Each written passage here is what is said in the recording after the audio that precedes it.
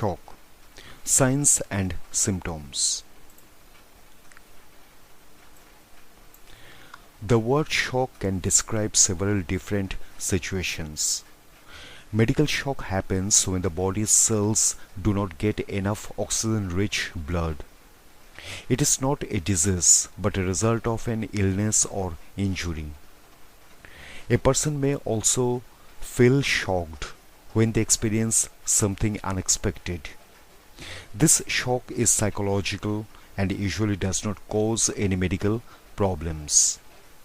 Another type of shock is an electric shock, which occurs when a person sustains an injury as a result of exposure to electrical energy.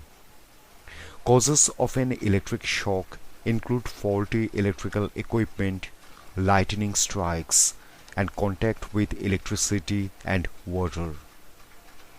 Although many different problems can cause medical shock, its symptoms are often the same. Medical shock is always an emergency. Without treatment, shock may cause permanent organ damage or death. Types of medical shock. There are 4 different types of medical shock. The name of each type describes how it causes a decrease in blood flow to the cells and tissues. The 4 types are hypovolemic shock. Hypovolemia is a decreased volume of blood in the body, and it may happen if a person is bleeding heavily or becomes severely dehydrated. This type of shock is usually due to severe blood loss following a traumatic injury. Cardiac shock, also known as cardiogenic shock. This type of shock occurs when the heart is unable to pump enough blood. The causes of cardiac shock include a heart attack, heart failure, severe blood loss, or an injury to the chest that damages the heart. Obstructive shock. Obstructive shock happens when a blockage in the cardiovascular system, such as a pulmonary embolism, keeps blood from flowing to the body's tissues and organs. Distributive shock, also known as vasodilatory shock. In distributive shock, fluid may collect between the cells of the organs, making it hard for the blood to reach the tissues. The most common causes of distributive shock include anaphylaxis, which is a severe allergic reaction, and sepsis. Poisoning or toxicity from drugs can also cause this type of shock. Signs and symptoms. Although medical shock has many different causes, its symptoms are generally the same. The symptoms are a result of the body's organs and tissues not getting enough oxygen. Signs and symptoms of shock include cold, pale or clammy skin, excessive sweating, fast heart rate, shallow and rapid breathing, drowsiness, fainting, blue or grey lips or fingernails, irritability, anxiety, dizziness, enlarged pupils, nausea or vomiting. What to do? If a person is in shock, the first step to call the local emergency number, even if the symptoms are mild.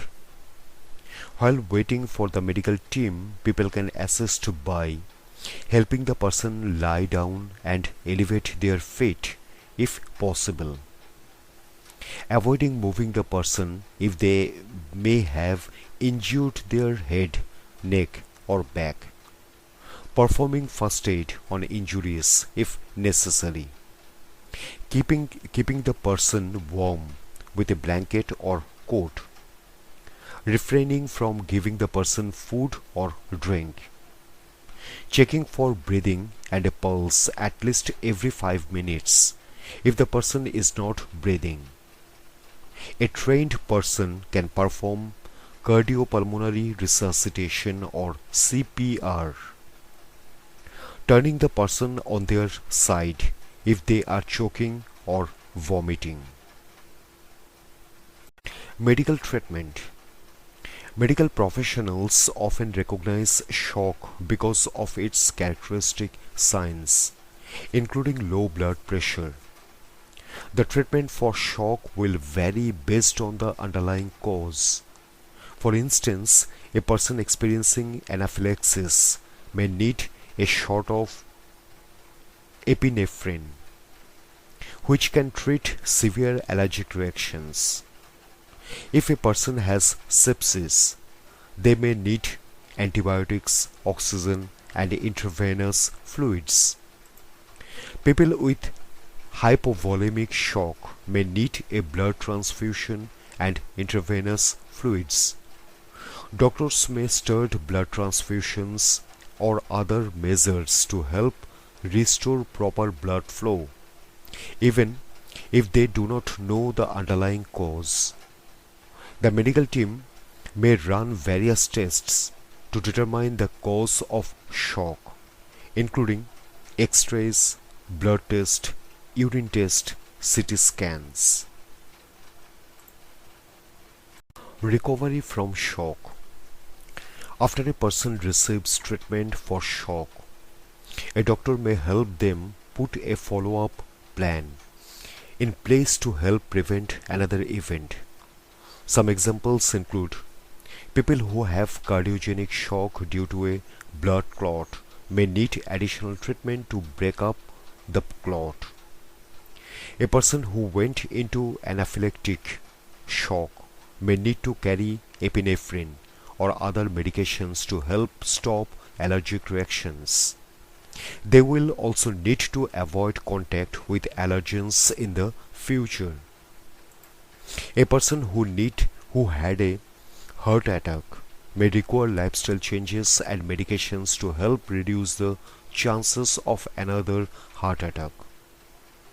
It can take some time to recover from any type of medical shock. Shock can cause fatigue, muscle aches, and trouble with strength or mental function. Sometimes these effects are long-lasting. People may need rehabilitation, either in the hospital or in another facility. They may also need help with tasks at home as they recover. After septic shock, some people experience lingering side effects such as pain or trouble concentrating or remembering things. Depression or anxiety may also occur. Talking to a doctor about these effects can help during recovery.